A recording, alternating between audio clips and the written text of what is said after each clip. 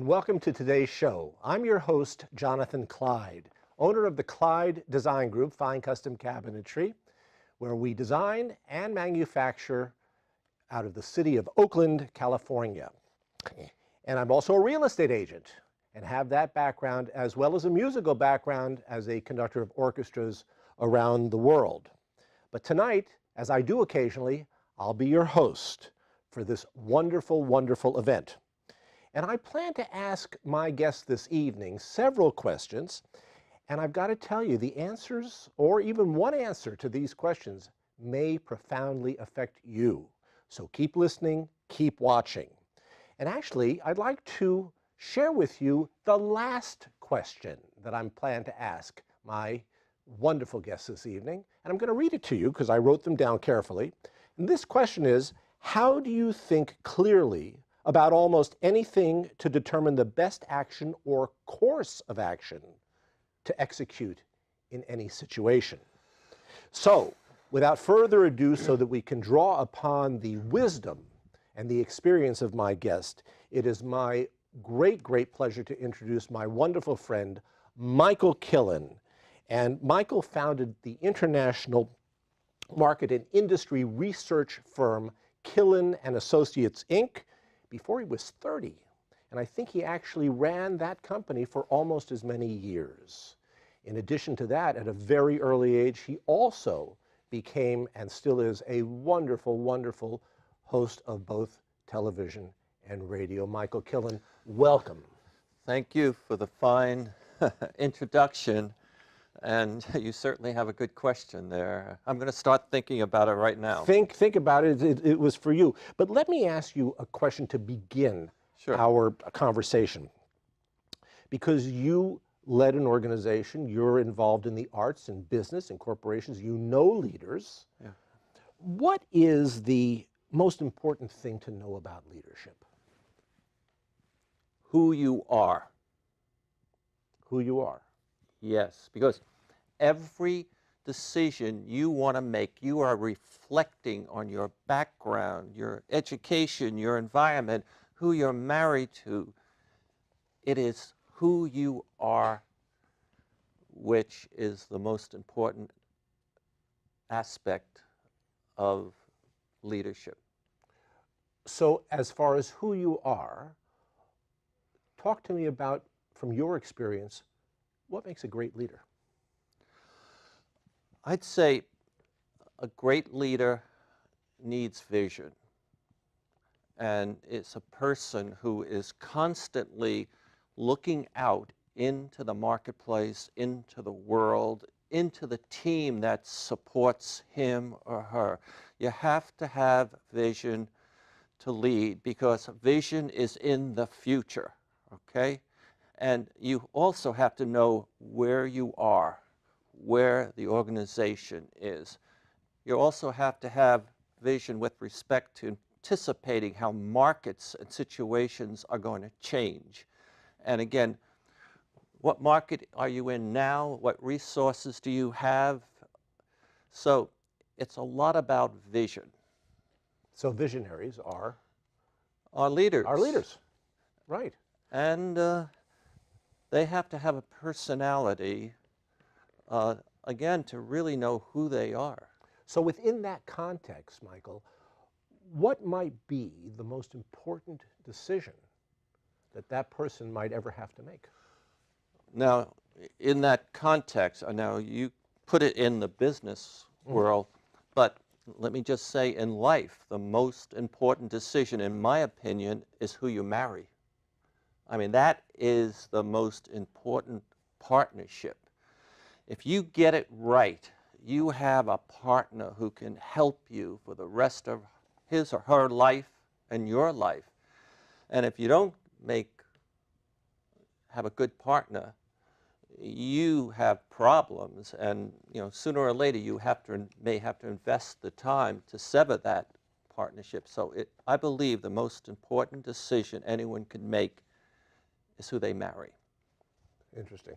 And I think I've also heard that from corporate leaders, big corporate leaders, that sort of echo your thoughts about that was their biggest decision, really? Who their life partner Really? is actually. Yeah, yeah. You have better vision than me, because I have not ever heard a leader say that. But that's good.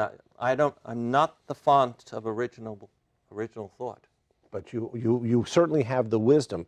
So within the context of business and our daily lives, which are so busy, and there's so much information, you've done all these white papers, and there's so much information just to gather.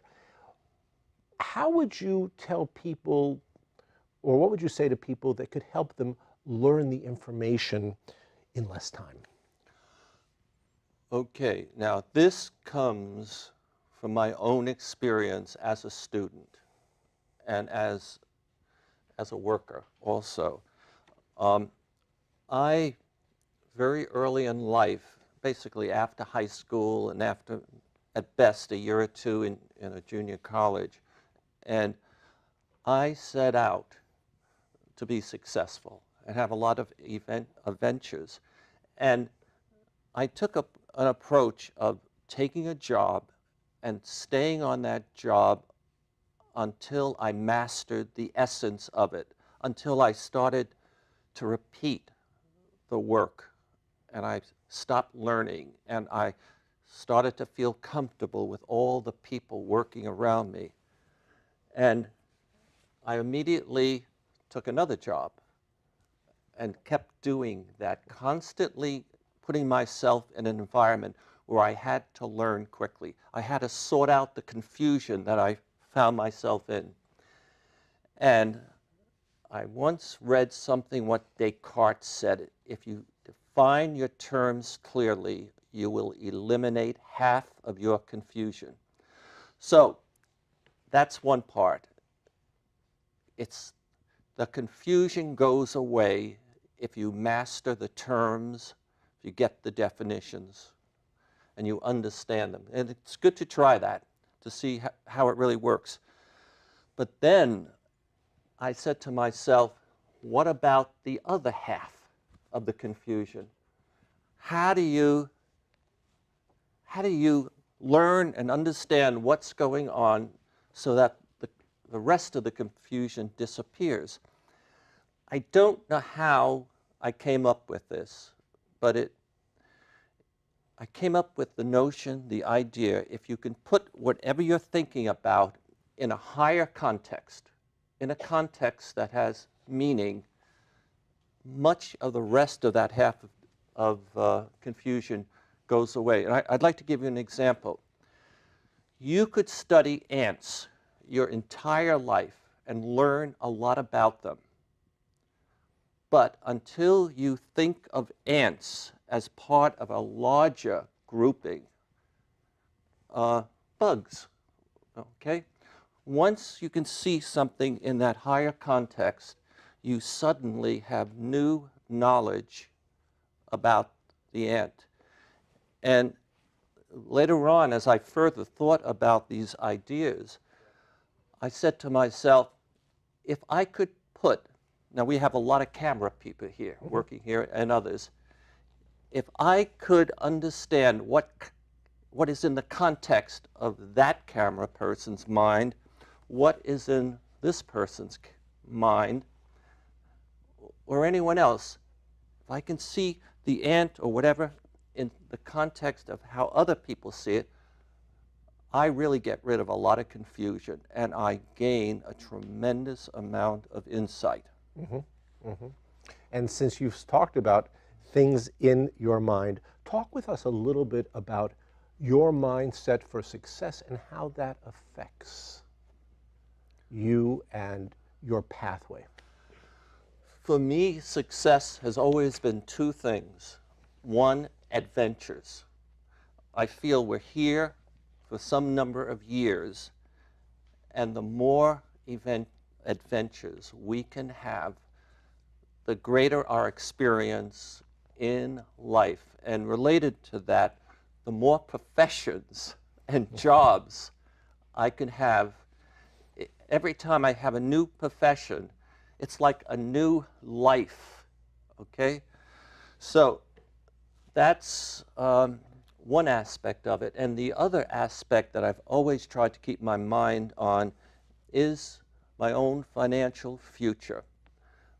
I work and I use money that I made to both help create new adventures for me and to put money away to invest it so that when I get more old and decrepit and I can't take on these things, I will go away nicely.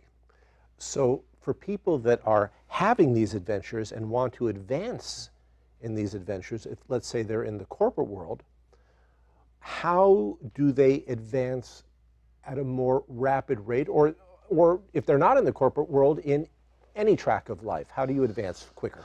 Well, let's see. In my experience with people, with students, and executives, there's a group of people who have this mentality, and they have a job, you know, they're doing something important in a company, that they will keep doing what they're doing. And if they see some new opportunity, a new need developing in the company, in the marketplace or somewhere, some of them are not inclined to go and take on that project. They tend to wait. Some of them wait to be asked or told to seize that opportunity. I have always lived by, and I don't know how come I'm like that, whenever I've been working in any environment, even when I ran companies, whenever I have seen something that is an opportunity, it needs to be done, I just take it. And usually it's a little higher up, I go and I start doing what is necessary to fill that need. And what almost always happens, all of a sudden, another department is moved under me. Right. Don't wait to be asked to do something important. Just do it. So it would, in turn, be the difference between active and passive. You're an active guy. Yes. Your mentality, your mindset is active as opposed to somebody sitting, waiting, or shying away who is just in the passive. And maybe I can give you an example that allowed me to advance very quickly as a very young man. I took a job in a company called Wang Laboratories that was on a real great growth curve. And I had a limited education, and when I got hired, I was hired in the sales department, I think as a clerk, as I remember. And maybe they expected me to sort out sales, data, and whatever. You know, really not my kind of profession. And the day I reported to work, I went to my superior, a woman who worked for the national sales manager, and I said, I'm ready to work. And she said, hey, I got to tell you something.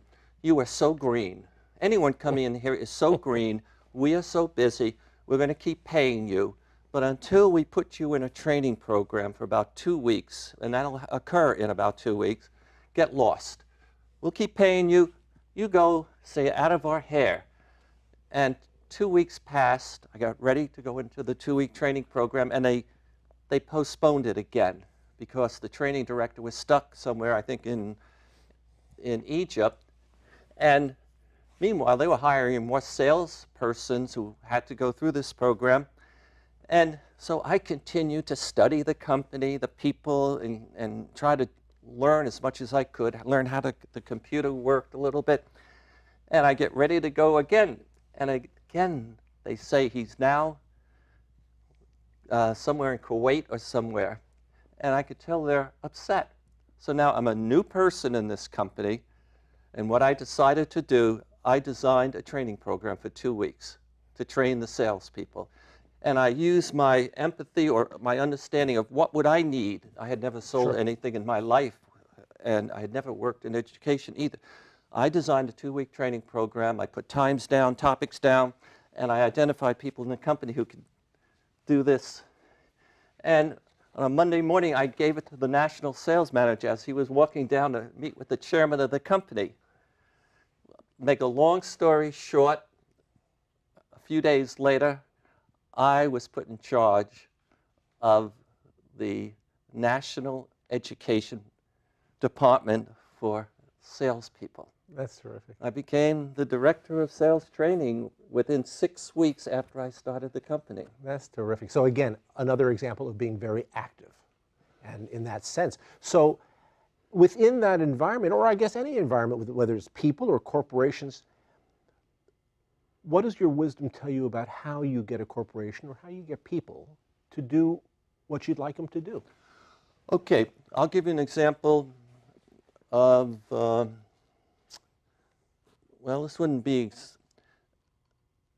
you never go, let's say you want a job at Stanford, at NASA, the state of California, Google. When you go for your interview and they say to you, well, what would you like to do? A lot of people, and not just young people, say, I'd really like to design driverless cars, or I'd like to help your company do something, you know. It's the I want. That's the killer. You know, in life, nobody really gives a damn what you want. You want to always approach people, or when they approach you, and you want to do two things. Understand what they need and want, and you do that by asking a lot of questions, as many as you can get away with. And then you always paraphrase what they say they need, so they can hear and realize that you listen to them. And then you say, well, I could help you do that. Always think about what they want and how you can help them, and forget about what you want. But of course, you're not going to take a job that you don't want. But if you want to get that particular job over there, you articulate it in terms of helping them, not fulfilling your own need. Great, great. Because I think a lot of people do approach it, what's in it for me? Which brings me then to the point of what, from your point of view, what era or kind of era are we living in? Well, I think on the most fundamental level, we are still in the sustainability era. You know, there are many eras, but I'd say the most profound is the sustainability era. We tend to realize, maybe we don't all realize this, but there's a lot of people on this planet. World has gotten very complex. You know, water is issues, climate is issues, energy is issues, human rights is issues. And we're doing our best to sustain ourselves and to keep just going, okay? But I think we have moved into also the resilient era, okay? I think philosophers and people who really study what is happening, there is this realization that sustainability is not good enough.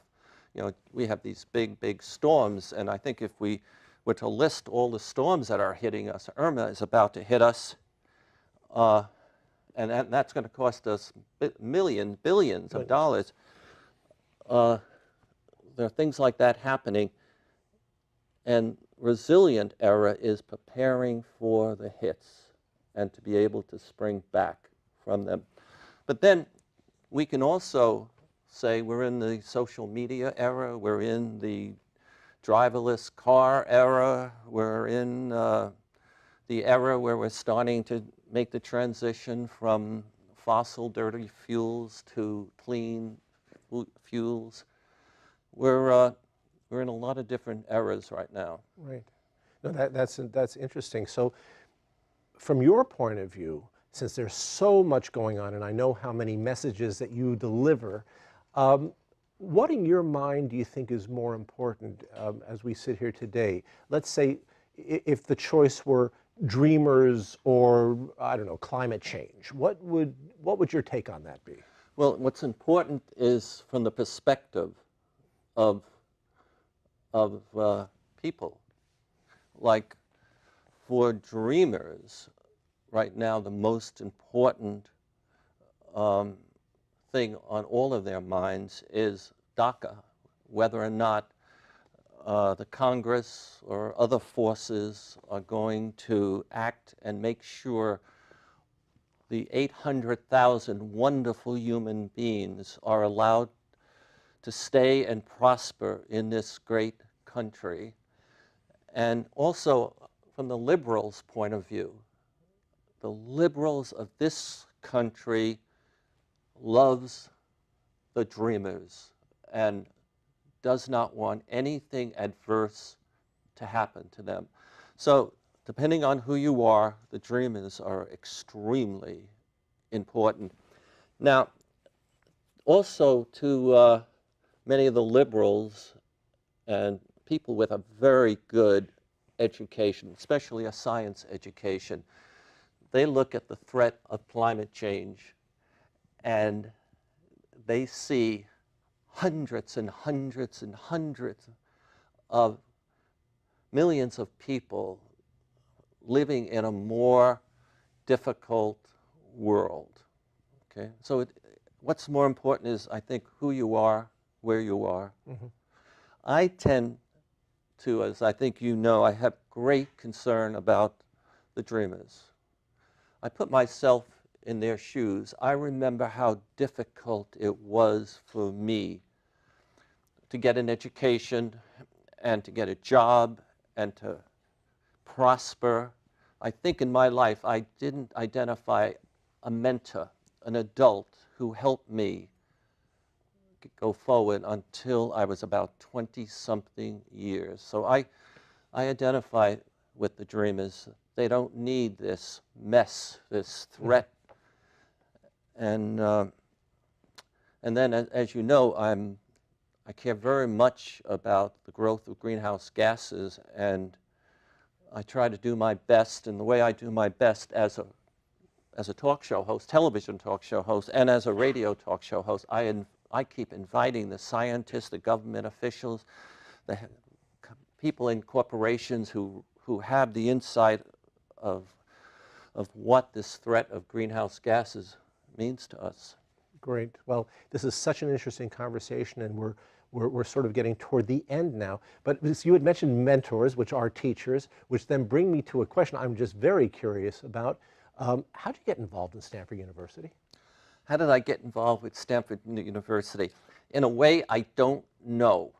But I think it happened because they observed something that happened.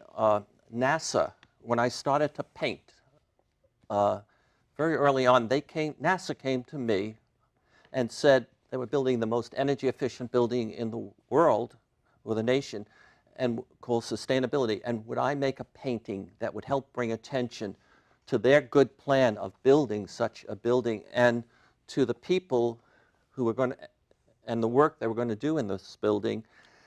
And I made a 24-foot painting for them, sustainability. I tend to think people at Stanford saw that.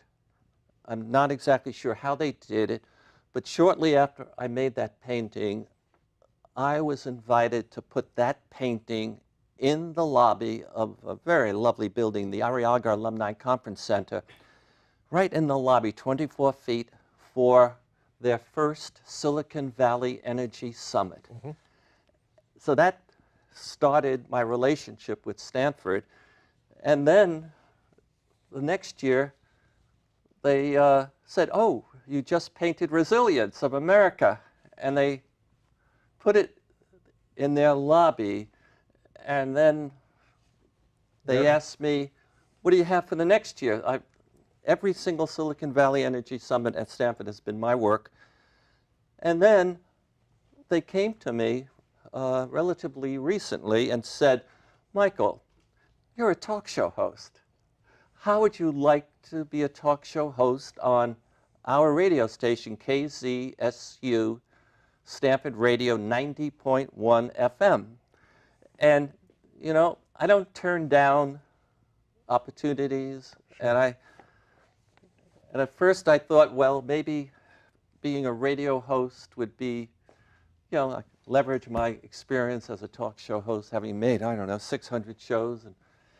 And now I find I'm there, and it's very interesting, and it's a whole new world in a way. That's terrific. Look, in the couple of minutes that we have left, now that you've had a chance to think of the last question, and I know you've been thinking about that while you're talking, I'm going to read it to you again. I'd like that. Okay? How do you think clearly about almost anything to determine the best action or course of actions to execute in any situation? We've got about a minute and a half. This is, to me, somewhat of a topic having to do with critical thinking. And I think we all have to really critical think about anything. It's good to have a list of principles. Like a principle, think about what's going on, and then say, go to that principle. Concentrate on what matters most. Another principle might be the principle of operation. Make sure whatever you're going to do, you have the money, the bank account, or whatever to do. Maybe you think about the principle or the element of, use the element of surprise to magnify the resources implied. So for critical thinking, I think everyone should have a list of principles. Now, and how do we use those principles? It's very good to have in your mind a model of the situation that you're in, to be able to sort resources, restraints, threats, and opportunities. You and I right now, we have resources, restraints, and opportunities, 4 element threats right here, okay? And we can think about what's going on and put them in those different categories. That's the present. And we want to go somewhere in the world where there are less threats, more resources, more opportunities, and less restraints. I think it's important to have a model of the situation, and then you can think about that data for each of them and feed them into your principle. And Napoleon gave me this idea. And one last sentence. He said, when I can view a situation through a body of principles, I gain a special view of what to do. Michael Killand, you've given us wisdom, as you always do. You're terrific. It has been my pleasure to host this program today. I'm Jonathan Clyde. Thank you for joining us. See you next time.